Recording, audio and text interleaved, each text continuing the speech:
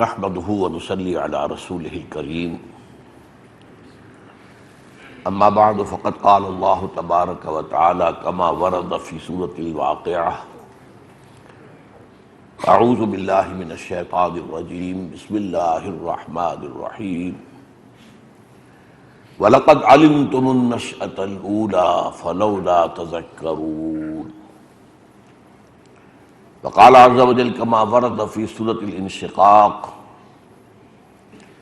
فلا أقسم بالشفق والليل وما وسق والقمر إذا اتسق لتركبن طبقا عن طبق فما لهم لا يؤمنون صدق الله العظيم رب اشرح لي صدري ويسر لي امري واحلل عقدة من لساني يفقهوا قولي اللهم ربنا الهمنا رشدنا واعذنا من شرور انفسنا اللهم ارنا الحق حقا وارزقنا اتباعه وارنا الباطل باطلا وارزقنا اجتنابه اللهم وفقنا لما تحب وترضى وتقبل منا فانك خير المتقبلين آمین یا رب العالمین۔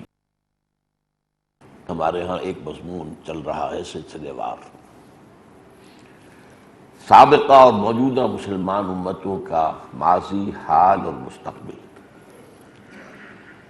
اس میں اب تک جو گفتگو ہو چکی ہے وہ سابقہ امت مسلمہ کی تاریخ میں حضور صلی اللہ علیہ وسلم کی بعثت تک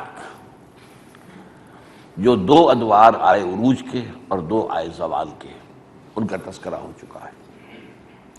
اور یہ کہ جو دوسرا زوال ان کا شروع ہوا تھا، ان پر رومیوں کے حکمرانی کے بعد سے وہ جاری رہا یہاں تک کہ پچھلی صدی کے آغاز تک وہ اپنی انتہا کو پہنچا۔ البتہ اس کے بعد ان کے ہاں ایک نشأت ثانیہ کا عمل شروع ہوا۔ یہی مسئلہ اس حدیث نبوی کی روح سے کہ حضور نے فرمایا صلی اللہ علیہ وسلم لَيَأْتِيَنَّ عَلَىٰ أُمَّتِي مَا أَتَىٰ عَلَىٰ بَنِي إِسْرَائِيلَ حَسْبَ النَّعْلِ بِالنَّعْلِ، میری امت پر بھی وہ سارے حالات وارد ہو کر رہیں گے جو بنی اسرائیل پر ہوئے۔ بالکل اسی طرح جیسے ایک جوڑے کی دو جوتیاں ایک دوسرے کے مشابہ ہوتی ہیں، تھوڑا سا فرق بھی ہوتا ہے، اوپر سے آپ دیکھیں گے تو پنجوں کا فرق نظر آئے گا، تلوے جوڑ دیں گے تو کوئی فرق نہیں ہے، تو بٹوین دی لائنز اگر پڑھیں گے تو معلوم ہوگا کہ ان میں بالکل کوئی فرق نہیں ہے، یہ کاربن کاپی ہے۔ وہ بھی ہم بیان کر چکے ہیں۔ پہلا عروج عربوں کی زیر قیادت ہوا مسلمانوں کا، پھر زوال آیا فتنہ تاتار کے ہاتھوں، عربوں کے اقتدار کا خاتمہ ہوا، بلکہ عرب جو ہے بحیثیت مجموعی امت مسلمہ کی قیادت سے معزول کر دیے گئے۔ چند سو سال گزرے، بہت ہی طوائف الملوکی اور بڑی مایوسی کا دور تھا، زوال اول۔ پھر معجزہ ہوا، جن تاتاریوں کے ہاتھوں لاکھوں نہیں کروڑوں مسلمان قتل ہوئے تھے وہ ایمان لے آئے، اور ان کے مختلف قبیلوں کے ذریعے سے مسلمانوں کو ایک نشأت ثانیہ ملی۔ اس کے بعد اس کو بھی زوال آیا۔ وہ جو ہمارا دوسرا زوال تھا وہ سقوط ہسپانیہ سے شروع ہوا، 15ویں صدی کے آخر اور 16ویں صدی کے شروع میں، عیسوی صدیوں کے حساب سے بات کر رہا ہوں، اور وہ اپنی انتہا کو پہنچا ہے پچھلی صدی کے آغاز میں، پہلی جنگ عظیم کے بعد، جب تقریباً پورا عالم اسلام یورپی اقوام کی غلامی کے اندر آ گیا۔ اب اس کے بعد سے امت مسلمہ کا بھی ایک نشأت ثانیہ کا آغاز ہوا ہے۔ تو ہم جس دور میں سانس لے رہے ہیں یہ امت کی نشأت ثانیہ کا دور، دونوں امتوں کی۔ البتہ ایک بات میں نے بیان کی تھی، وہ اپنے آپ کے ذہن سے اوجھل نہیں لینی چاہیے۔ اسلام کا معاملہ اور امت مسلمہ کا معاملہ اس کو علیحدہ کر دیجیے۔ اسلام کی تو نشأت اولیٰ ہوئی حضور کی بعثت اور خلافت راشدہ، لیکن اس کے بعد سے اسلام کا زوال شروع ہو گیا، اور وہ زوال آج تک جاری ہے۔ وہ امت مسلمہ کا معاملہ ہے، مسلمانوں کا بحیثیت قوم، کہ خلافت راشدہ کے بعد تو ان کے اصل عروج کا زمانہ آیا ہے، بنو عباس کا دور، عظیم ترین مملکت دنیا میں وہ تھی۔ لہذا مسلمانوں کو 2 مرتبہ عروج اور 2 مرتبہ زوال ہو چکا ہے۔ اسلام ایک ہی مرتبہ عروج کو پہنچا تھا، اس کے بعد سے مسلسل زوال میں ہے آج تک۔ لیکن اس کے بعد ایک نشرت ثانیہ اس کی بھی شروع ہوئی ہے، ایک عمل ہے اس کا۔ تو اس میں سب سے پہلے تو میں نے آج جو 2 آیتیں پڑھی وہ سورہ واقعہ کی ہیں۔ وَلَقَدْ عَلِمْتُمُ النَّشْأَةَ الْأُولَىٰ فَلَوْلَا تَذَكَّرُونَ، یہ مضمون قرآن میں آیا ہے اصل میں اس حوالے سے کہ انسان کی ایک پیدائش وہ ہے جو رحم مادر سے شروع ہوتی ہے، اور وہ مختلف مدارج طے کرتے ہوئے ایک انسان، ایک ننھا سا انسان دنیا میں آ جاتا ہے۔ اس کو تو تم جانتے ہو، لیکن جو نشأت آخرہ ہونی ہے دوبارہ، وَأَنَّ عَلَيْهِ النَّشْأَةُ الْأُخْرَىٰ، یہ کہا گیا ہے سورۃ النجم میں، اس کو تم ماننے کو تیار نہیں ہو۔ کیسے ہوگا؟ کیسے دوبارہ پیدا کر لیے جائیں گے؟ تو خدا کے بندو یہ سوچو، پہلی مرتبہ پیدا کرنا آسان تھا؟ ایک گندے پانی کی بوند سے انسان کو بنا دینا آسان تھا؟ اگر یہ روز آپ دیکھ نہ رہے ہوتے تو کوئی بتاتا کسی کو کہ ایسا ہو سکتا تو کوئی مانتا؟ تو وَلَقَدْ عَلِمْتُمُ النَّشْأَةَ الْأُولَىٰ، وہ تمہیں معلوم ہے، جانتے ہو، نطفے سے اور ان تمام مراحل سے ایک مکمل انسان، اسی میں سے آئنسٹائن نکل آیا ہے، اسی میں سے ڈارون نکل آیا، اسی میں سے شیکسپیئر نکل آیا، اور تو اور اسی میں سے انبیاء نکلے، اسی میں سے رسول نکلے، اسی میں سے اولیاء اللہ نکلے۔ تو یہ نشأۃ الاولیٰ جو ہے اس کو تم جانتے ہو، پہچانتے ہو، تو پھر نشأۃ اخریٰ جو ہے اس میں تمہیں شک کیوں؟ یہ میں نے آج خاص طور پر آیت اس لیے پڑھی ہے کہ اس وقت امت مسلمہ جس حال میں ہے اس میں اس بات کا امکان کہ دوبارہ نشأت ثانیہ ہو جائے گی اسلام کی، اور تیسری مرتبہ نشأت ہو جائے گی ثالثہ مسلمانوں کی، یہ ناممکن سا نظر آتا ہے۔ بالکل وہ کیفیت ہے آج جو بنی اسرائیل پر جو عذاب آیا تھا 587 قبل مسیح میں نبوکڈنضر کے ہاتھوں، یروشلم جو ان کا مرکزی شہر، وہاں ان کا خانہ کعبہ، ہیکل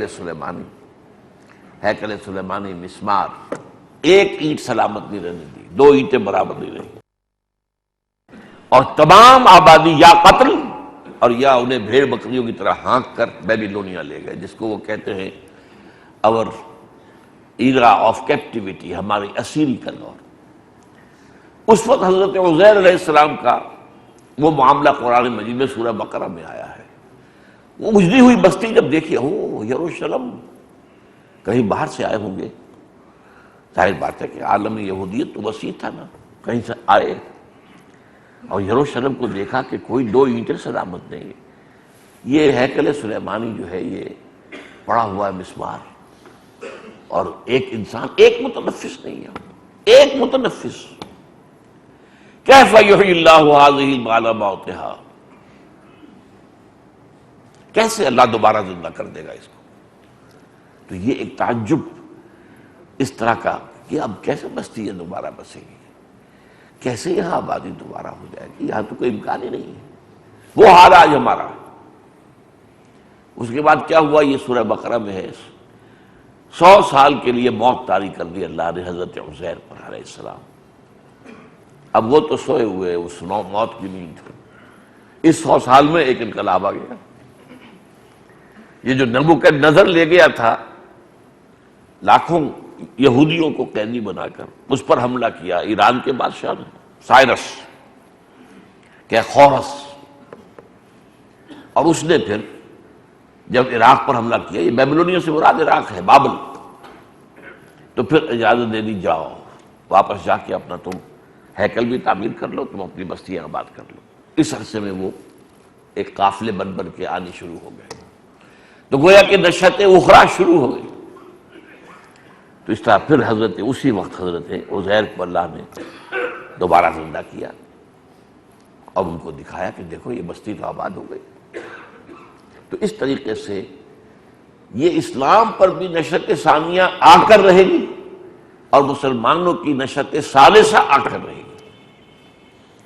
تو فرق صرف یہ ہے کہ اسلام کی یہ نشأت ثانیہ ہے، مسلمانوں کی نشرت ثالثہ ہوگی، پہلی عربوں کے زیر قیادت، دوسری ترکوں کے زیر قیادت، ترکان تیموری، Terken صفوی، Terken Seljuqi, Terken Usmani, stock ایک ہی ہے۔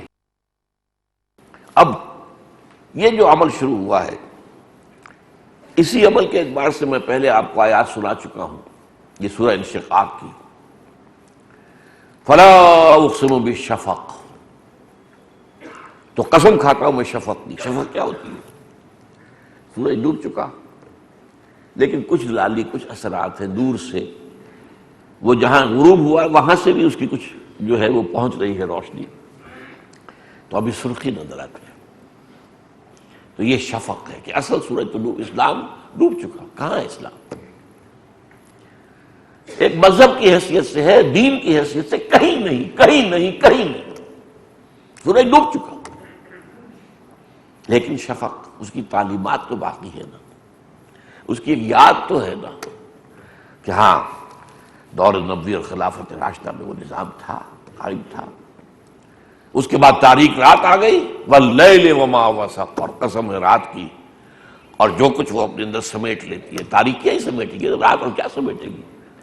یہ دور میں جو گمراہیاں آئیں، جو فتنے اٹھے، وہ سب اس طویل رات کا حصہ ہے۔ لیکن پھر والقمر اذا اتسق، پھر جب قسم ہے چاند کی جب کو رفتہ رفتہ بھرتا ہے۔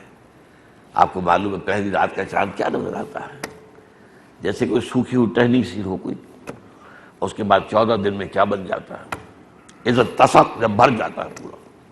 لترکبن طبقا عن طبق، تم لازماً چڑھو گے ایک سطح کے بعد دوسری، طبق کے بعد دوسرا طبق، جیسے کہا گیا کہ سبع سماوات طباقا، جیسے یہ 7 آسمان ایک دوسرے کے اوپر ہیں، تو ایسے ہی تم طبقاً عن طبق، ایک مرحلے، ایک درجے سے دوسرے تک چڑھائی ہوگی۔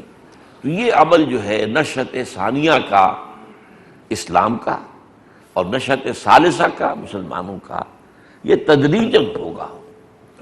یہ کام اب اس طرح نہیں ہو سکتا جیسے کہ حضور کے عہد مبارک میں ہو گیا، کہ آپ کے دست مبارک میں صرف آپ کی حیات دنیاوی 23 برس، بلکہ حیات دنیاوی تو آپ کہیں کہ 61 برس تھی جو قبری حساب سے، لیکن ظاہر بات ہے اس سے پہلے جو 40 برس ہے، پہلے وہ تو ابھی وحی کا آغاز نہیں ہوا تھا، اس کے بعد تو وہ 21 برس ہی بنتے ہیں نا، یا قبری حساب سے 23 برس ہے۔ تو اس حوالے سے یہ 61 برس جو ہے یہ شمسی حساب سے ہے، حضور کی حیات دنیاوی جو ہے قمری حساب سے 63 ہے، لیکن اس کے بعد انقلاب آ گیا، ایک ہی نسل میں، ون لائف سپین، ایک فرد کھڑا ہوا دعوت دینے کے لیے، اور ایک عظیم جو ہے نظام دنیا میں برپا صلی اللہ علیہ وسلم۔ یہ کام نہیں ہو سکتا، ہونا ہے لیکن یہ ہوگا درجہ بدرجہ، درجہ بدرجہ، درجہ بدرجہ۔ اب اس وقت میں جو یہودیوں کا عمل شروع ہوا، جن مراحل سے گزرا وہ بیان کر چکا ہوں۔ 1897 کی protocols of the elders of the Zion, 1917 میں آپ کو معلوم ہے بالفور ڈیکلیریشن، انہیں اجازت مل گئی، جاؤ اب جا کے فلسطین میں آباد ہو سکتے ہو، جائیداد خریدو، مکان خریدو، کھیت خریدو، جو ہونا ہو۔ 1948 میں اسرائیل قائم ہو گیا۔ 1967 میں اس نے 3 عرب ملکوں کو شکست فاش دے کر اپنے حدود بڑھا دی۔ یہ اس کی نشأت ثالثہ، اس کی نشأت ثالثہ ہے، کہ میں 2 نشأتوں میں تو گزر چکا تھا، لیکن اس وقت اس کا ذکر بھی مجھے کرنا ہے۔ مسلمانوں کی جو نشأت ثانیہ کا عمل چل رہا ہے، نشأت ثالثہ، اس میں گڑبڑ ہوتی رہے گی میری گفتگو میں، اور اسلام کی نشأت ثانیہ، یہ اب ساتھ ساتھ چل رہے ہیں، یہ دونوں ملے ہوئے عمل ہیں۔ اور یہ بھی جان لیجئے، جیسے کہ ابھی میں نے کہا تھا، یہ دونوں علیحدہ بھی ہیں لیکن ایک بھی ہیں، ملے ہوئے بھی ہیں، اس لیے کہ جیسے کہ علامہ اقبال نے کہا، تو نہ مٹ جائے گا ایران کے مٹ جانے سے، نشہ میں کو تعلق نہیں پیمانے سے۔ مسلمان قوم جو ہے وہ پیمانے کے معنی ہے جس میں شراب ہے، پیمانہ ٹوٹ جائے تو کیا شراب کا اثر ختم ہو جائے گا؟ مسلمان ٹوٹ بھی جائیں، اسلام جو ہے وہ تو باقی رہے گا۔ اس حوالے سے تو نہ مٹ جائے گا ایران کے مٹ جانے سے، نشہ میں کو تعلق نہیں پیمانے سے۔ لیکن وہ شکوہ میں یہ بھی کہتے ہیں جو ان کی نظر میں مشہور کہ ہم تو جیتے ہیں کہ دنیا میں تیرا نام رہے، کہیں ممکن ہے کہ ساقی نہ رہے جام رہے؟ ساقی تو ہے نا جو جام کو حرکت میں لاتا ہے. اب دیکھیے جام وہاں بھی ہے، جام یہاں بھی ہے. اس جام میں جو شراب ہے وہ اسلام ہے. ساقی جو جام کو گردش میں لا رہا ہے وہ مسلمان تھے جو اسلام کو لے کر نکلے اور کہاں سے کہاں تک پہنچایا، وہ تو مسلمانوں کے ذریعے سے ہوگا. تو یہ دونوں چیزیں ایک بھی ہیں اور جدا بھی ہیں. لیکن اس وقت جو میں ذکر کر رہا ہوں وہ یہ ہے کہ امت مسلمہ کی نشأت ثالثہ اور اسلام کی نشأت ثانیہ کا عمل ساتھ ساتھ چل رہا ہے. یہ عمل جو ہے یہ ایک بہت سے پہلوؤں کا حامل عمل ہے. یہ بسیط عمل نہیں ہے، کوئی ایک عمل نہیں ہے، بلکہ میں اسے کہوں گا کہ 3 pronged اٹیک جیسے ہوتا ہے فوجی اصطلاح میں. 2 pronged اٹیک، آپ نے کسی جگہ 2 طرف سے حملہ کیا تاکہ وہ جو ایک طریقے سے جکڑ لیں اپنا جو بھی ہدف ہے اس کو. تو 3 pronged اٹیک ہے کہ جو کفر کہہ لیں، امت باطل کہہ لیں، حزب اللہ کے خلاف جو عمل شروع ہوا ہے اور جو ہو گیا تھا پچھلی صدی ہی میں، وہ جیسے ہی ہمارا انتہا کو پہنچا زوال پہلی جنگ عظیم کے بعد 1914 میں سلطنت عثمانیہ کا خاتمہ اور پورا عالم اسلام یورپین کولونیل پاورز کا غلام، یہ لوسٹ ایب کو ہم پہنچ گئے تھے. لیکن اس کے بعد آپ زیادہ سے زیادہ کہہ لیں کہ 10 سال کے عرصے کے بعد ہی ایک اپورڈ موومنٹ شروع ہو گئی اور یہ کئی سٹیجز سے گزر چکی ہے. ابھی کچھ مراحل طے کرنے ہیں. لَتَرْكَبُنَّ طَبَقًا عَنْ طَبَقٍ، یہ بھی یاد رہے کہ ہم کچھ نہ کچھ فاصلہ طے کر آئے ہیں. اس سے امید بنتی ہے اور یہ کہ مایوسی کے بادل چھٹ جاتے ہیں. لیکن جیسا کہ میں نے عرض کیا یہ ایک بسیط عمل نہیں ہے بلکہ اس کے 3 پہلو ہیں. سب سے پہلا پہلو جو ہے وہ کیا ہے؟ مسلمان بحیثیت قوم آزاد ہو جائیں. پورے عالم اسلام سے آپ کو معلوم ہے ایک ایک کر کے انڈونیشیا سے چلے گئے، انڈیا سے چلے گئے، آپ کو معلوم ہے عالم عرب سے چلے گئے، ہوتا ہوتا پورا عالم اسلام تقریباً آزاد ہو گیا.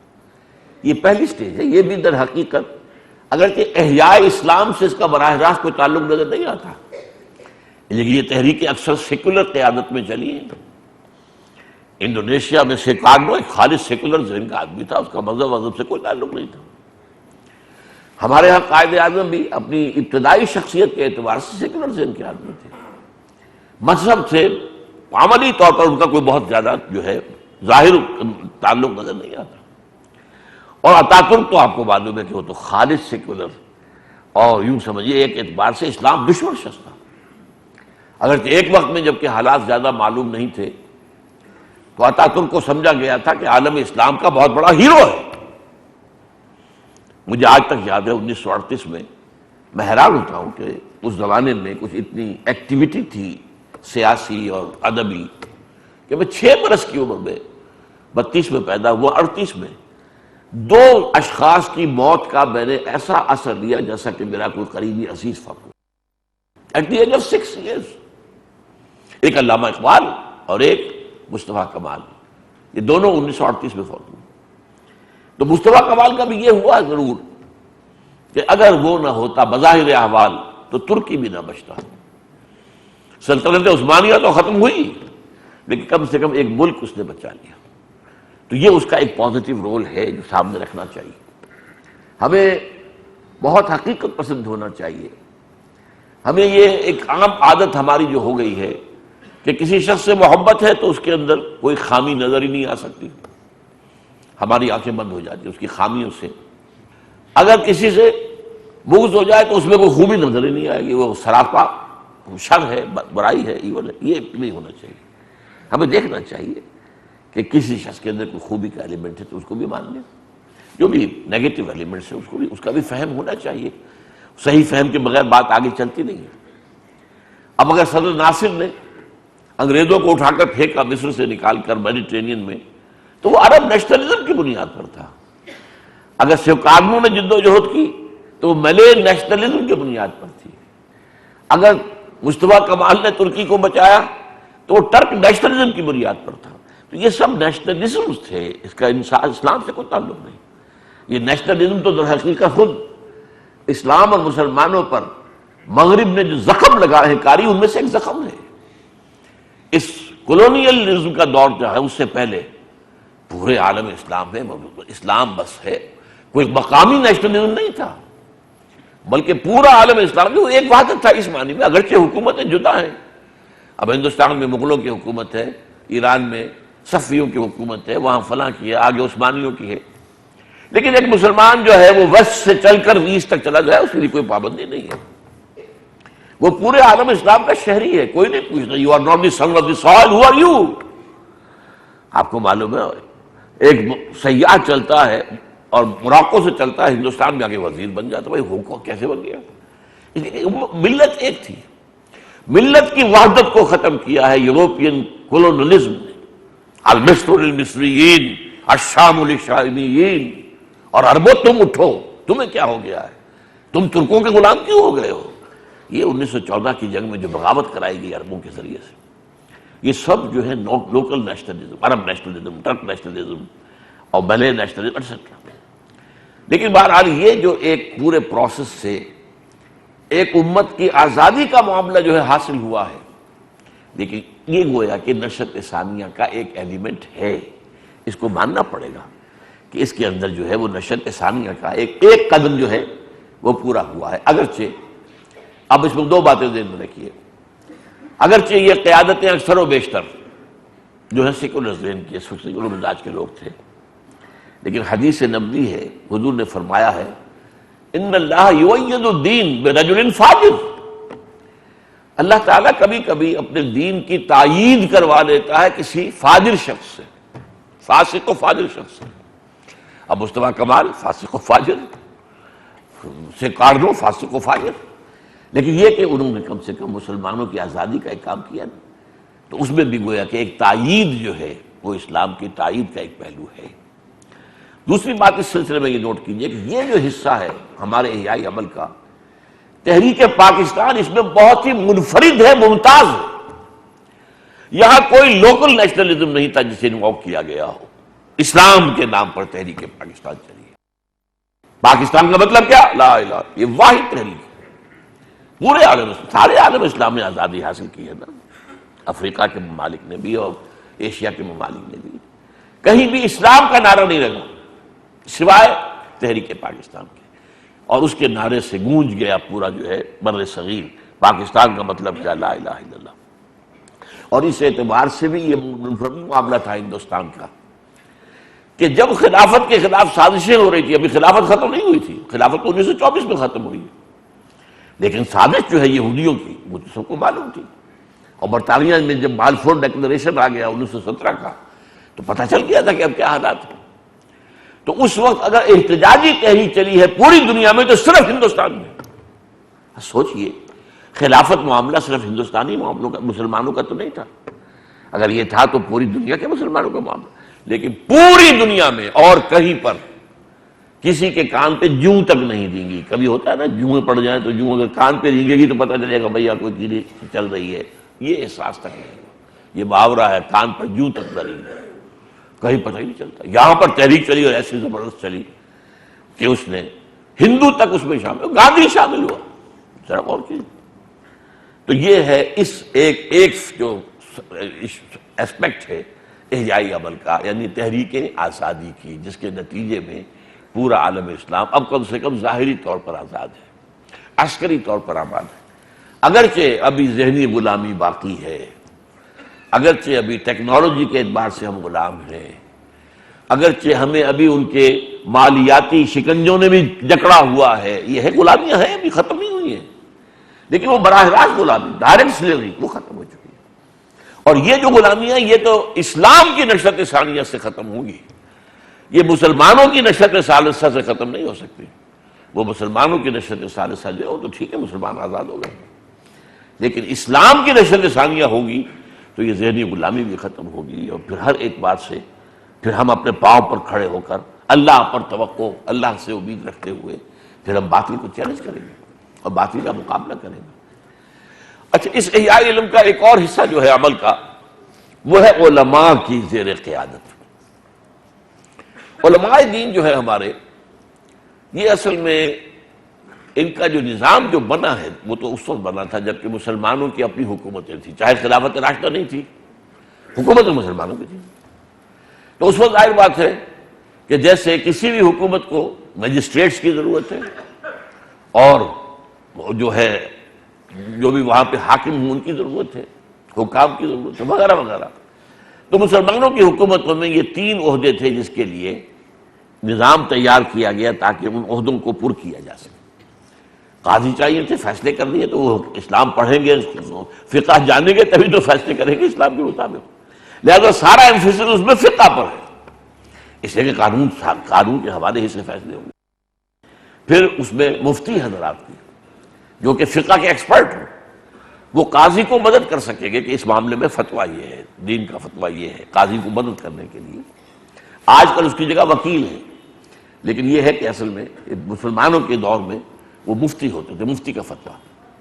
اور یہ کہ تیسرے نمبر پر خطیب جو ہے، ایک جمعہ سرکاری ہوتا تھا، جمعہ جو آپ انفرادی طور پر نہ کوئی جامع مسجد بنا سکتے تھے اور نہ وہاں آپ خود کھڑے ہو کر خطیب بن سکتے تھے، نہیں، آپ عام مسجد بنا سکتے ہیں، 5 وقتہ نماز کے لیے مسجد بنا لیں، گلی گلی بنا لیں، کوئی پرواہ نہیں، لیکن جامع مسجد وہ تو ایک آبادی میں ایک ہی ہوگی، اور وہاں پر خطیب جو ہے وہ سرکاری ہوگا، حکومت کا۔ ویسے تو یہ ہے کہ اصل اسلام تو یہ ہے کہ اگر لاہور ایک صوبے کا جو ہے صدر مقام تو گورنر نماز پڑھا ہے جمعے کی، گورنر خطبہ دے، خلفائے راشدین خطبہ دیتے تھے، خلفائے بنو عباس کہتے تھے، حالانکہ یہ لوگ اصل میں خلفائے راشدین تو نہیں تھے، لیکن خطبہ تو دیتے تھے، بنو امیہ دیتے تھے خطیب۔ بہرحال تو یہ جو علماء کا معاملہ ہے، ان کا جو رول ہے آج، اس میں ایک نفی بھی کر رہا ہوں اور ایک مثبت بات بھی کر رہا ہوں۔ مثبت بات کیا ہے؟ اسلام کے سٹرکچر کو پریزرو کرنے میں ان کا بڑا رول ہے۔ کہیں کوئی فتنہ اٹھے یہ کھڑے ہو جاتے اس کے مقابلے کے لیے، تاکہ اسلام کا جو ایک ڈھانچہ ہے باقی رہے۔ اگر ڈھانچہ ہی ختم ہو جائے تو پھر تو بڑا مشکل ہو جائے گا، یہ ڈھانچہ ہی رہے تو اس میں کبھی اصل روح بھی پھونکی جا سکے گی۔ تو یہ جو ہمارا انفراسٹرکچر ہے اسلام کا، جو مذہبی نظام ہے، مساجد عبادت، مساجد کو خطیب بھی تو چاہیے نا۔ اب وہ سرکاری خطیب تو ختم ہوئے تھے انگریز کے دور میں آ کر، اب تو خود ہی آپ مسجد بنائیے اور خطیب بنائیے اور خطیب خطبہ دیں۔ تو اس نظام کو برقرار رکھنے میں، اور اگر کہیں فتنہ اٹھے اعتقادات کے اعتبارات سے یا اسلام کے نظام کے اعتبارات سے، تو اس کا مقابلہ کرنے کے لیے علماء موجود ہوتے ہیں۔ فتنہ ختم نبوت غلام احمد قادیانی آن جہانی لعنت اللہ علیہ اس نے شروع کیا، اس کے اندر دراڑ ڈالی، حملہ کیا، علماء کھڑے ہو گئے، علماء نے تحریکیں چلائی۔ پاکستان میں آپ کو بات ہے 1953 میں تحریک چلی تھی، وہ ناکام ہو گئی تھی، اور 1974 میں کامیاب ہوئی۔ اور پھر ایک فاسق و فاجر آدمی کے ہاتھوں، بھٹو کوئی متقی پرہیزگار آدمی تو نہیں تھا نا، اس کے ہاتھوں اللہ نے یہ فیصلہ کروا دیا کہ قادیانی جو ہے وہ غیر مسلم اقلیت ہے۔ حالانکہ قادیانی توقع رکھتے تھے بھٹو کو اقتدار دلوانے میں ان کا بڑا ہاتھ تھا، لیکن وہ جو توقع تھی کہ اس کے حوالے سے اب ہم، اس لیے انہوں نے خاص جو ہے وہ پریڈ میں سیلوٹ کر کی تھی، سرگودا سے جو ہوائی جہاز ہمارے اڑے فوجی، انہوں نے باقاعدہ جو ہے ربوے میں اس وقت کا جو بھی ان کا جو خلیفہ تھا ناصر احمد، اس کو سیلوٹ کیا تھا۔ اس پر آنکھ کھلی کہ یہ کیا ہو رہا ہے، یہ اسٹیٹ ود ان اسٹیٹ بن گئی ہے۔ تو بہرحال نتیجہ یہ نکلا کہ علماء کا کام یہ تو ہے۔ کوئی اور فتنہ، انکار حدیث کا فتنہ کھڑا ہوا، اس کے مقابلے میں آ گئے، کئی کتابیں اس پر لکھی گئیں۔ اور اگر سر سید احمد خان نے نیچری قسم کی تفسیر شروع کر دی، جن میں معجزوں کا انکار ہے، جن میں یہ ساری چیزیں جو ہے، فرشتے کا بھی انکار ہے، تفسیر ہے، لکھا ہے تفسیر قرآن۔ جب یہ ایک ریشنلزم، جو ایک سائنٹیفک ریشنلزم آیا تھا، انگریز کے ساتھ آیا تھا نا، سائنسی تعلیم انگریزی زبان، اور اس میں یہ کہ نیوٹونین ایرا کی فزکس آئی، تو آنکھیں چوپٹ کھل گئی، اور اس کا نتیجہ کیا نکلا؟ مرعوبیت ہم پر اتنی طاری ہوئی کہ اسلام کی ایسی تعبیر کی کہ تاکہ یہ لوگ، کون مانے گا آج سائنس کی دنیا میں کہ فرشتہ بھی کسی بلا کا نام ہے؟ کون مانے گا کہ جن بھی کوئی چیز ہے؟ کون مانے گا یہ کہ سمندر پھٹ سکتا ہے ایک عصا کے ضرب سے؟ کون مانے گا کہ آگ نے اور ابراہیم کو جلایا ہی نہیں، کون مانے گا؟ لہذا ان سب کو کاٹ دو۔ اسلام میں سے جیسے ایک معمار کھڑا ہوتا ہے اینٹ کو توڑتا ہے تاکہ جوڑ ملا سکے، تو انہوں نے اسلام کے اندر جو ہے توڑ پھوڑ کی، سر سید، اور اس کے بعد اس میں قادیانیوں کا حصہ ہے، علامہ مشرقی کا حصہ ہے، اور منکرین حدیث کا حصہ ہے ان کے بھی مقابلے میں۔ پھر جو تفسیریں لکھی گئی ہیں اس سے پہلے علماء کی ادھر توجہ ہی نہیں تھی۔ اردو میں تو یہ کہ سب سے پہلے صرف شاہ ولی اللہ دہلوی کے 2 بیٹوں نے ترجمے کیے تھے، باقی کوئی تفسیر اردو میں انہی کے ایک بیٹے نے لکھی تھی، تفسیر عزیز شاہ عبد العزیز نے، لیکن اس کے بعد ہمارے ہاں یہ کام ہو ہی نہیں رہا تھا۔ علماء کو تفسیر کی طرف کوئی دلچسپی نہیں تھی، ان کی ساری دلچسپی فقہ سے تھی، فقہ پڑھو، سارا زور فقہ پڑھے۔ بہرحال اس حوالے سے لیکن پھر جو تفسیروں کا ایک سیلاب آیا ہے اور مسلمانوں نے آرتھوڈاکس انداز کے اندر جو صحیح تفسیر قرآن کرنے کی کوشش کی ہے، وہ میری ایک تحریر اس پر ہے کہ یہ 20ویں صدی کے اواخر سے جو تحریک شروع ہوئی تھی، وہ 19ویں صدی کے اواخر سے 20ویں صدی کے وسط تک جو تفسیریں آئی ہیں، تو رجوع القرآن کا دعوت رجوع القرآن کا منظر و پس منظر میں یہ کتاب ہے، خاصی ضخیم کتاب ہے، پڑھنے کی ہے جن کو بھی اس سے دلچسپی ہو، کہ بحیثیت مسلمان عوام جو ہے ہندوستان میں قرآن کا سے کوئی تعلق ان کا نہیں تھا، بس پڑھ لو ثواب حاصل کر لو جیسے آج ہے۔ باقی یہ کہ اصل میں کورٹ لینگویج جو تھی سرکاری وہ فارسی تھی، فارسی پڑھتے تھے لوگ، فارسی ہندو بھی پڑھتے تھے، آخر سرکاری ملازمتیں انہیں بھی کرنی ہوتی تھی نا، جیسے انگریز کے آنے کے بعد ہم نے بھی انگریزی پڑھی، ہندوؤں نے بھی پڑھی، اس لیے کہ حکومت کے اندر سرکاری ملازمت کرنی ہے سب نے پڑھ لی۔ تو مسلمانوں کی حکومت میں کورٹ لینگویج سرکاری زبان فارسی سب پڑھتے تھے، اور فارسی میں کوئی ترجمہ بھی نہیں تھا، نہ کوئی تفسیر تھی۔ پہلا ترجمہ شاہ ولی اللہ نے کیا ہے، اور اس پر علماء کھڑے ہو گئے کہ یہ کیا تم نے فتنہ کیا، یہ فتنہ ہے، یہ ترجمہ کرنا یہ گناہ ہے، لہذا ان کو تو قتل کرنے کا منصوبہ بن گیا تھا باہر۔ لیکن اس کے بعد جب سر سید احمد خان کی وہ تفسیر آئی تو وہ ایک سٹیمولس بن گیا، ایک تحریک بن گئی مسلمان علماء کے لیے کہ بھائی ہم لاؤ قرآن مجید کے صحیح مفہوم سے لوگوں کو آگاہ کرو اردو زبان کے اندر، ورنہ تو یہ فتنہ پھیلتا چلا جائے گا۔ تو اس حوالے سے علماء کے اندر یہ مس تو ہے کہ وہ دفاع اسلام، عقائد اور اعمال سب کے اعتبار سے وہ دفاع اسلام کا کام تو کرتے رہے ہیں اور کرتے رہیں گے اور کر رہے ہیں، لیکن یہ کہ اسلام کی نشرت ثانیہ کے جو اصل تقاضے ہیں ان کو پورا کرنے کی ان کے اندر استعداد نہیں ہے۔ بلکہ میں افسوس کے ساتھ عرض کروں گا کہ اسلام کا تصور بحیثیت دین ان کے ہاں موجود ہی نہیں ہے۔ اسلام کا تصور بحیثیت مذہب موجود ہے، اسلام کا تصور بحیثیت دین موجود ہی نہیں۔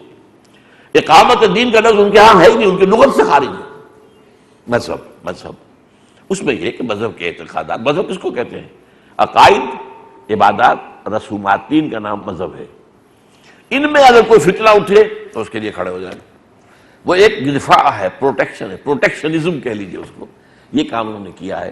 اور یہ بھی نوٹ کر لیجئے کہ جتنے مجددین اٹھے ہیں، ایک پہلا مجدد جو تھا عمر بن عبد العزیز، وہ تو مجدد کامل تھا، اس لیے کہ اس وقت تک اور کوئی خرابیاں آئی نہیں تھی، اعتقادات میں، ایمانیات میں تو کوئی فساد پیدا ہوا ہی نہیں تھا، نہ ابھی جو ہے وہ ریشنلسٹ پیدا ہوئے تھے، معتزلہ، نہ کوئی اور، نہ مرجیہ، نہ فلاں نہ وفلاں۔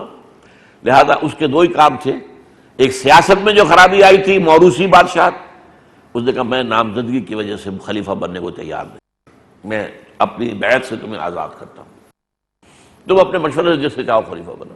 تب لوگوں نے کہا ہم اپنے مشورے سے بناتے ہیں آپ کو، تب انہوں نے قبول کیا۔ اور دوسرے جاگیرداری جو آ گئی تھی، یہ جاگیرداری بیٹی ہے ملوکیت کی، بادشاہت کی بیٹی، بادشاہت کے پاؤں ہے جاگیردار، لہذا اس کے تو انہوں نے سارے جتنے بھی وثیقے تھے وہ منگا کے اور کیچی ہاتھ میں لے کے قتل کے پھینک دیے، ختم، جاگیرداری ختم۔ اس اعتبار سے ہم کہہ سکتے ہیں کہ عمر بن عبد العزیز جو پہلی صدی کے مجدد ہیں وہ مجدد کامل تھے۔ بعد میں جتنے مجدد آئے ہیں وہ مجدد ہیں جزوی، جو فتنہ اٹھا اس کا استحصال کر دیا، جو وقتی ضرورت سامنے آئی دین کے اعتبار سے وہ پوری کر دی، لیکن دین کو ایک مکمل نظام کی حیثیت سے قائم کرنے کی کوئی تحریک اس پورے عرصے میں نظر نہیں آتی۔ اس کے کچھ اسباب بھی ہیں لیکن تفصیل میں جانے کا موقع نہیں ہے۔ میں ان کے اس طرز عمل کی جو وجوہات ہیں جس کی وجہ سے یہ ہے کہ ان کے بارے میں کوئی جو ہے حقارت کا جذبہ پیدا نہ ہو جائے کہ معاذ اللہ ان لوگوں نے یہ کام تو کیا ہی نہیں، اس کی وجوہات ہیں، لیکن دی فیکٹ ریمینز جسے انگریزی میں کہتے ہیں کہ کوئی دین کو اثر نو مکمل نظام زندگی کی حیثیت سے قائم کرنے کی تحریک نہ چلی، اور یہ جو ہمارے علماء کرام ہیں نہ وہ چلانے کی اہلیت رکھتے ہیں، جدید فکر سے نہ آشنا ہے، جدید سائنسز سے نہ آشنا ہے، آخر اس دور کے جو تقاضے ہیں ان کو کیسے پورا کریں گے؟ ہاں مسلمان حکومت ہو، اس میں قاضی کی حیثیت سے لگ جائیں گے، اور اس میں بھی یہ ہے کہ وہ اپنی فقہ سے باہر نہیں نکلتے۔ اس قدر سخت فصیلیں جو ہیں، بڑی اونچی فصیلیں جو ہیں، یہ فقہ حنفی ہے، اس کے دائرے سے باہر قدم نکالنا گویا کہ کفر میں چلے جانا ہے۔ حالانکہ نظری طور پر مانتے ہیں کہ چاروں فقہ حق ہے، صحیح ہے، لیکن آپ کو حق نہیں ہے کہ آپ اپنی فقہ سے قدم باہر نکال سکتے۔ بہرحال یہ میں نے دوسرا ان کا جو رول ہے پازیٹو وہ بھی بیان کر دیا آپ کے سامنے، اور جو کمی ہے وہ بھی بیان کی ہے۔ اب ہے اصل مسئلہ احیاء اس دین، تجدید و احیاء دین کو بحیثیت دین مکمل نافذ کرنے کی جد و جہد، یہ تھرڈ ایسپیکٹ ہے۔ یہ بھی مختلف مسلمانوں کے اندر اگرچہ تحریکیں چلی ہیں، لیکن اس میں بھی خاص مقام جو ہے انڈین سب کانٹیننٹ کو ہے، بر عظیم پاک و ہند۔ ایک تھا نا، یہ تو ٹھیک ہے 60-70 سال سے پہلے تو ایک ملک ایک ہی تھا نا، ہند۔ اس ہند ظاہر بات ہے کہ جو پچھلے ہمارے 400 سال کے مجددین ہیں وہ ہند میں پیدا ہوئے نا، وہ پاکستان میں تو کوئی پیدا نہیں ہوا۔ مجدد الفسانی کہا، آپ کو معلوم ہے مشرقی پنجاب، وہاں پر ہے، موجود ہے، ان کا مزار ہے۔ شاہ ولی اللہ یہ ضلع مظفر نگر کے قصبے کی پیدائش ہے اور دلی کے اندر مدفون ہے۔ اس کے بعد سید احمد بریلوی پیدا تو ہوئے ہیں کہیں رائے بریلی کے اندر، لیکن یہ کہ پھر مدفون تو ہو ہی نہیں سکے، اس لیے کہ وہ شہید ہو گئے بالا کوٹ میں، اور ان کی لاش مل نہیں سکی۔ وہ ایک جگہ پر میں سن 52 میں گیا تھا جب بالا کوٹ، تو ایک قبر پر قبرستان میں کتبہ تھا، سید احمد بریلوی غازی ہست مدفون اندری مرقد، مومن و متقی ولی اللہ و مجدد براس 13 صد، 13ویں صدی کے مجدد۔ تو آخر وہ بھی ہندوستان میں پیدا ہوئے، لیکن اس اعتبار سے ہندوستان کو خاص مقام حاصل ہے، اگرچہ دوسری جگہوں پر بھی مسجومی تحریک وہ انڈونیشیا میں، الاخوان المسلمون عرب ممالک میں، فدائیین ایران میں، یہ اسی سلسلے کی تحریکیں ہیں کہ اسلام کو ایک دین کی حیثیت سے دوبارہ قائم کیا جائے، کہ اس میں بھی بر صغیر پاک و ہند کا معاملہ منفرد ہے۔ یہاں جو عظیم شخصیتیں پیدا ہوئی اس سلسلے میں، ان کے پلے کی کوئی شخصیت پورے عالم اسلام میں نہیں۔ 4 لنکس ہے اس میں۔ پہلا شخص جس نے کہ یہ تصور دیا کہ اسلام مذہب نہیں ہے، دین ہے، وہ اقبال تھا، داڑھی مڈا۔ ان اللہ یؤید الدین برجل فاسق، جو داڑھی مڈانے والا شخص ہے، عام مسلمان یہی فتویٰ دے گا فاسق ہے، سنت نبوی ہے، سنت موقدہ ہے، اس پر آپ پھاوڑا چلا رہے روزانہ۔ لیکن یہ کہ فکر کے اعتبار سے وہی جو بات میں نے کہا تھا، جس میں جو کچھ ہے مانو، جو نہیں ہے اسے بھی مانو۔ کوئی یہ نہیں کہ بس ہول سیل، یا تو ایک شخص آپ کا جو ہے وہ ہیرو بن گیا ہے تو اس کی کوئی کمزوری نہ آپ دیکھیں گے نہ مانیں گے، اور اگر کسی شخص سے بغض ہو گیا ہے تو اس کی کوئی خوبی نہ دیکھیں گے نہ مانیں گے۔ یہ بات غلط ہے، یہ ایکسٹریمزم مان۔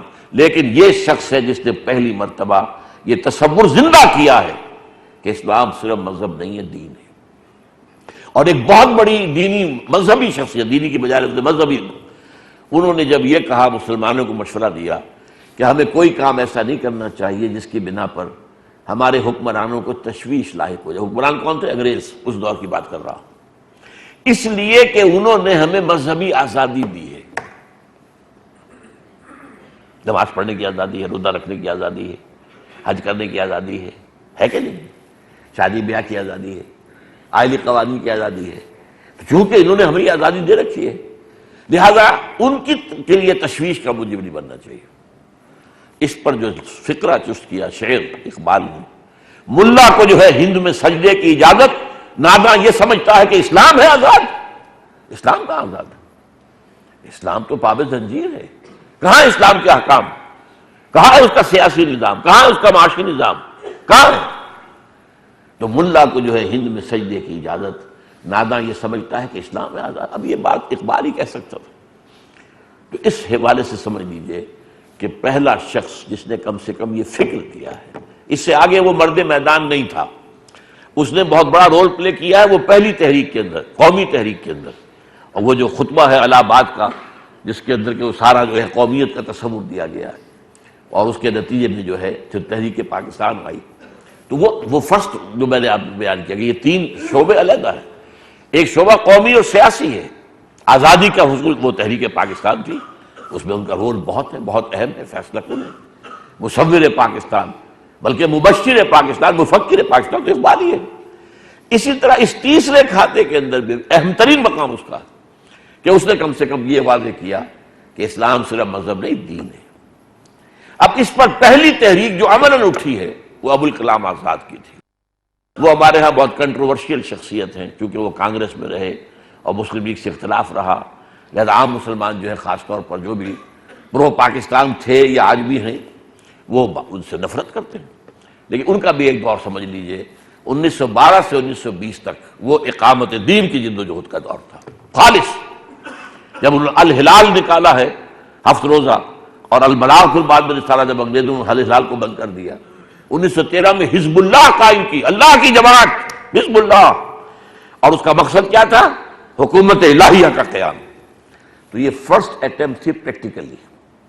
لیکن اس وقت تک جو ہمارے ٹریڈیشنل علماء ہیں ان کا ہولڈ اتنا مضبوط تھا مسلمانوں پر کہ انہیں محسوس ہوا کہ یہ بات چلنے والی نہیں ہے. 1920 میں یہ بھی ایک لمبی تاریخ ہے اس کی، جس کو اللہ تعالیٰ نے ایک خاص سبب بنا کر میرے ذریعے سے اس تاریخ کو جو گم شدہ باب تھا اس کو نکال کر اور پبلک میں لے آئی. وہ میری ایک جب کتاب ہے وہ آج کل آؤٹ آف پرنٹ ہے، حضرت شیخ الہند رحمۃ اللہ علیہ اور تنظیم اسلامی، جماعت شیخ الہند اور تنظیم اسلامی. 12 انہوں نے یہ کوشش کی لیکن یہ پھر مایوس ہو کر 1920 میں انہوں نے اس کا بستر گول کیا اور پھر کانگریس میں چلے گئے ایک فریڈم سٹرگل کے اندر کہ آزادی تو انگریز سے حاصل کرنی ہے نا، اس کے اندر لگے. تیسری شخصیت اس میں آئی پھر میدان میں مولانا ابوالعلا مودودی کی. انہوں نے جہاں کام چھوڑا تھا ابوالکلام نے وہاں سے شروع کیا. چنانچہ انہوں نے جماعت اسلامی قائم کی تو اس کا نصب العین کیا تھا؟ حکومت الہیہ کا قیام. اور اس کے لیے انہوں نے واقعہ یہ ہے کہ بہت کام کیا، بہت جم کر کام کیا، علماء کی مخالفت کے باوجود کام کیا، محنت کا مادہ ان میں بہت تھا، استقامت، لگے رہنا، ڈٹے رہنا، یہ سارا کام انہوں نے کیا. اور ایک بہت عمدہ ان کی اس زمانے کی تحریر ہے، وہ میں آپ لوگوں کو مشورہ دوں گا. اس وقت 1940 میں جب انہوں نے لیکچر دیا علی گڑھ یونیورسٹی میں اسٹریچی ہال میں، اسلامی حکومت کیسے قائم ہوتی ہے، ان کا موقف کیا تھا کہ یہ قومی تحریک مسلم لیگ جو ہے یہ اگر کامیاب ہو گئی تو اس سے قومی ایک ریاست تو قائم ہو جائے گی، اسلامی نہیں ہو سکتی. اور وہ صحیح تھی، بات صحیح ثابت ہو گیا. پاکستان تو بن گیا لیکن کیا اسلامی ریاست بن گئی؟ نہیں، ایک قومی ریاست ہے اور بے شمار قومی ریاستوں کی طرح کی قومی ریاست ہے، اسلامی تو نہیں. یہ موقف تھا مولانا مودودی کا جس پر انہوں نے مسلم لیگ سے اپنا راستہ علیحدہ کیا، ورنہ اس سے پہلے فکری طور پر وہ مسلم لیگ کے ساتھ تھے. یہ بھی ایک ہماری تاریخ سے کہاں واقف ہیں آپ لوگوں کو دلچسپی نہیں. جیسا کہ میں نے کہا تھا کہ آج کا انسان جو ہے وہ تو حال میں اتنا مست ہے، اسے فکر ہی نہیں ہے، نہ ماضی کی کوئی خبر ہے اور نہ مستقبل کی کوئی فکر ہے. سوچ ہی نہیں کدھر جا رہے ہیں، کہاں سے چل رہے تھے، کن مرحلوں سے گزرے ہیں، کیا کیا ہو چکا ہمارے پیچھے، ہماری تاریخ کیا، اس میں کوئی دلچسپی نہیں ہے ہی نہیں. وہ تو اپنا آج کا معاملہ ہے، نوجوان ہے تو اس کے سامنے ہے یہ کیریئر ہے، یہ ہے پروفیشن ہے، یہ پڑھنا ہے، MBA کرنا ہے، فلاں کرنا. باقی کیا اس سے غرض ہے؟ ہمارا ماضی کیا تھا؟ کبھی یہ نوجوان مسلم تدبر بھی کیا تو نے، وہ کیا گردوں تھا تو جس کا ایک ٹوٹا ہوا تارا، کبھی یہ بھی معلوم نہیں. کس کو پتا ہے کہ ایک مرتبہ مسلمانوں نے یورپ کی زمین کو روندا ہے، اس کے جنوب مغرب سے شام داخل ہوئے جبرالٹر سے اور ہارٹ آف فرانس تک جا پہنچے تھے، اور دوسری مرتبہ ترک داخل ہوئے ہیں جنوب مشرق سے، قسطنطنیہ سے، اور وہ بھی پھر ہارٹ آف یورپ تک، وینا تک پہنچ گئے تھے. کیا پتا کس کو یاد ہے، کس کو معلوم. کبھی یہ نوجوان مسلم تدبر بھی کیا تو نے، وہ کیا گردم تھا تو جس کا ایک ٹوٹا ہوا تارا. بہرحال یہ جو تیسری شخصیت تھی مولانا مودودی کی جن جماعت اسلامی قائم کی. لیکن افسوس صد افسوس انہوں نے آگے بڑھایا ہے، لَتَرْكَبُنَّ طَبَقًا عَنْ طَبَقٍ. ایک پہلی سٹیج اقبال کی، دوسری سٹیج ابوالکلام کی، تیسرا قدم ابوالعلا کا. لیکن یہ کہ پاکستان بننے کے بعد انہیں ایک سراب سا نظر آیا، جیسے اس کو میں کہتا ہوں سراب تھا، جیسے ایک پیاسے آدمی کو صحرا کے اندر پانی نظر آتا ہے، پانی نہیں ہوتا، وہ اسی پانی سمجھ کر دوڑتا جاتا ہے، بھاگتا ہے. انہیں سلام نظر آیا کہ جیسے اسلام کے نعرے پر پاکستان بن گیا، اسلام کے نعرے پر ہم یہاں حکومت بھی جا سکتے ہیں، تو آؤ نا الیکشن میں ہم اسلام کا نعرہ لگا کر آتے ہیں۔ تو یہاں پر اگر حکومت ہماری بن جائے تو پھر ہم لوگوں کے ذہن بھی بدل لیں گے، نظام تعلیم بھی ہمارے ہاتھ میں ہوگا، ذرائع ابلاغ سارے ہمارے ہاتھ میں ہوں گے، تو ہم پھر بدل لیں گے۔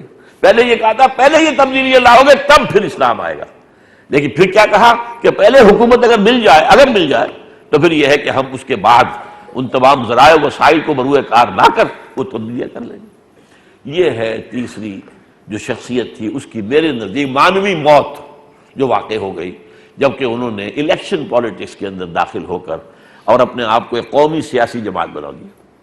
وہ ایک اصولی اسلامی انقلابی اقامت دین کی جدوجہد والی جماعت نہیں رہی، وہ ہے جس کے چوتھے سطح پر تنظیم اسلامی اسی سلسلے کی ایک کڑی ہے۔ یہ سلسلۃ الذہب ہے، یہ ایک سنہری زنجیر ہے۔